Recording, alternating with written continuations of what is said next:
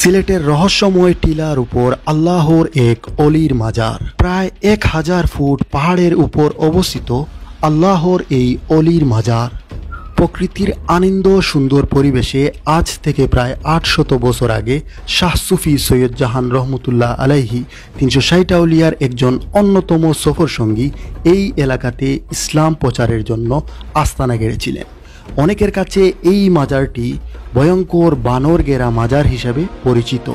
চুরি হয়ে যাওয়া মাল ফেরত পেতে, শত্রুকে ঘায়েল করতে কিংবা মনের আশা পূরণের জন্য এ মাজারে এসে অনেকেই বাতি জ্বালিয়ে দিয়ে যান। এ মাজারের প্রাচীন নিদর্শনের মধ্যে আছে একটি আশা। আল্লাহর অলি যখন এই টিলার উপরে এসেছিলেন তখন এই আশাটি এখানেই স্থাপন করেছিলেন। আসসালামু আলাইকুম। 360 আউলিয়ার পুণ্যভূমি সিলেট থেকে আপনাদের সবাইকে আরও একবার শুভেচ্ছা জানাচ্ছি। আমি মোহাম্মদ দিলওয়ার হোসেন। আশা করছি সবাই ভালো আছেন, সুস্থ আছেন, নিরাপদে আছেন। বন্ধুরা, আজকে আমি চলে এসেছি 360 আউলিয়ার আরও একজন অন্যতম সফরসঙ্গীর মাজারে। আর এই মাজারটি সিলেট শহরের ভিতরে অবস্থিত এবং এই মাজারটি আসলে প্রাকৃতিক আনন্দ সুন্দর পরিবেশে। আপনারা যদি এই মাজারে আসেন তাহলে কিন্তু অনেক বেশি ভালো লাগবে।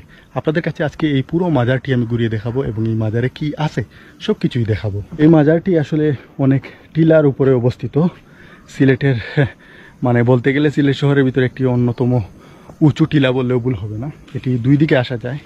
এই যে একটি রাস্তা দেখতে পারতেছেন, এটি হচ্ছে ইসলামপুর মেজর টিলার সৈয়দপুর। এই দিকে রাস্তা দিয়ে আপনারা কিন্তু আসতে পারবেন। আর আরও একটি রাস্তা হচ্ছে এই যে, এটা হচ্ছে টিলাগড় কৃষি বিশ্ববিদ্যালয় বা ইঞ্জিনিয়ারিং কলেজের সাইড দিয়ে যে একটি রাস্তা, এই রাস্তা দিয়ে কিন্তু আপনারা এদিকে আসতে পারবেন। এই হচ্ছে মাজারে যাওয়ার রাস্তা। তো চলুন আমরা মাজারে যাই।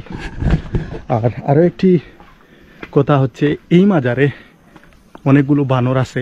এই মাজারও কিন্তু বানর ঘেরা একটি মাজার। আমি আপনাদেরকে বদর আউলিয়া রহমতুল্লাহ আলাইহির একটি মাজার শরীফের ভিডিও দেখিয়েছিলাম, আপনারা সবাই কিন্তু সেই ভিডিওটি দেখেছিলেন এবং অনেকে বলেছিলেন যে আসলে ওই মাজারটা হচ্ছে সৈয়দ শাহর মাজার। আসলে ওই মাজারটা সৈয়দ শাহর মাজার না। আজকে আমি আসছি, এটা হচ্ছে সৈয়দ শাহর মাজার, যেটি হচ্ছে শাহ সুফি সৈয়দ জাহান রহমতুল্লাহ আলাইহির মাজার শরীফ। সিঁড়ি বেয়ে মাজারের উপরে উঠেই পেয়ে যাবেন একটি মাজার মসজিদ। আর একটু সামনেই আছে মহিলাদের জন্য ইবাদতখানা, যদিও সেই গড়টি এখনো মাটির তৈরি গড়। আর এই হচ্ছে সিঁড়ি, এদিক দিয়ে কিন্তু আপনারা মাজারের উপরে উঠতে পারবেন।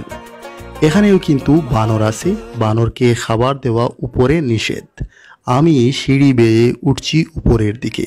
এখানে শাহ সুফি সৈয়দ জাহান রহমতুল্লাহ আলাইহি যে 360 আউলিয়ার একজন অন্যতম সফর সঙ্গী, সেই বিষয়টাও খুব সুন্দর করে লেখা আছে।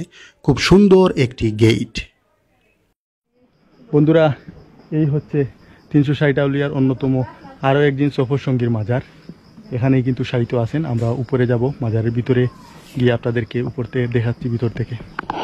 শাহজালাল রহমতুল্লাহ আলাইহির অন্যতম একজন সফর সঙ্গী ছিলেন শাহ সুফি সৈয়দ জাহান রহমতুল্লাহ আলাইহি এবং এই এলাকাতে সবার কাছে পরিচিত তিনি একজন গরম অলি হিসাবে। প্রতি বছর উরুসের সময় অনেক ভক্ত অনুরাগী দর্শনার্থীরা দেশের বিভিন্ন স্থান থেকে এখানে আসেন। মাজারের চতুর্পাশের যে প্রাকৃতিক সুন্দর দৃশ্যগুলো আছে, আপনি যদি এই মাজারে আসেন সেই দৃশ্যগুলো আপনাকে মুগ্ধ করবে। অলি আউলিয়ার পুণ্যভূমি আমার এই জন্মস্থান সিলেট। আমি আমার ইউটিউব চ্যানেল এবং ফেসবুক পেজের মাধ্যমে আপনাদের কাছে সিলেটের সব মাজারগুলো দেখাচ্ছি এবং আগামীতেও দেখাবো। আপনারা দেখছেন এখানেই সাহিত্য আছেন 360 আউলিয়ার অন্যতম সফর সঙ্গী হজরত শাহ সুফি সৈয়দ জাহান রহমতুল্লাহ আলাইহি।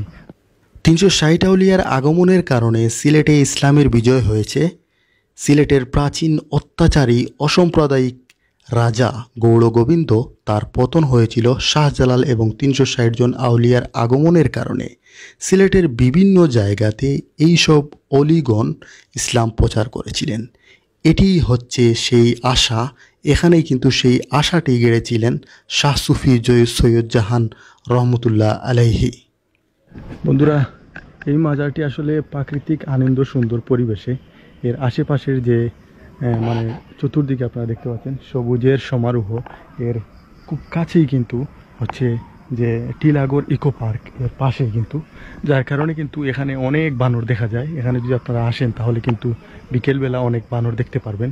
যদিও এখানে খাদিম যিনি আছেন তিনি জানালেন যে আসলে এখানে তো সব সময় খাবার দেওয়া হয় না বানরগুলোকে, তার কারণে অনেক সময় দেখা যায় যে এখানে আসলে বানর পাওয়া যায় না।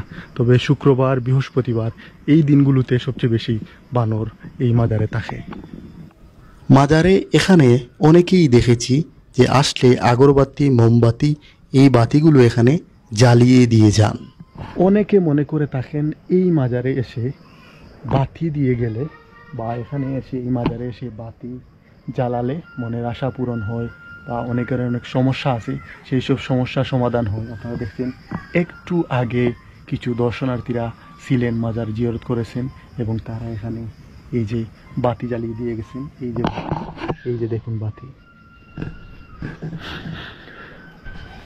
বন্ধুরা, আমি আমার এই ইউটিউব চ্যানেল এবং আমার Facebook page DS travelling info, আপনারা যদি আমার ইউটিউব চ্যানেলটা ভিজিট করেন তাহলে সেখানে একটি প্লেলিস্ট পাবেন ডিএইচ মাজার শরীফ ডকুমেন্টারি। সেখানে আমি আমার সিলেটের 360 আউলিয়ার যত অলিগণ আছে, বিশেষ করে যারা গরম গরম অলি আছেন তাদের মাজার নিয়ে কিন্তু আমি আলাদা আলাদা ভিডিও প্রকাশ করেছি। এখন ধারাবাহিকভাবে আপনাদের কাছে ফেসবুক পেজের মাধ্যমে সেই ভিডিওগুলো আবারও প্রকাশ করব এবং অনেক জায়গায় আমার এখনও যাওয়া হয়নি। আপনারা আসলে আমার মাজারের ভিডিওগুলো খুব বেশি পছন্দ করেন সিলেট এবং সিলেটের বাহিরে।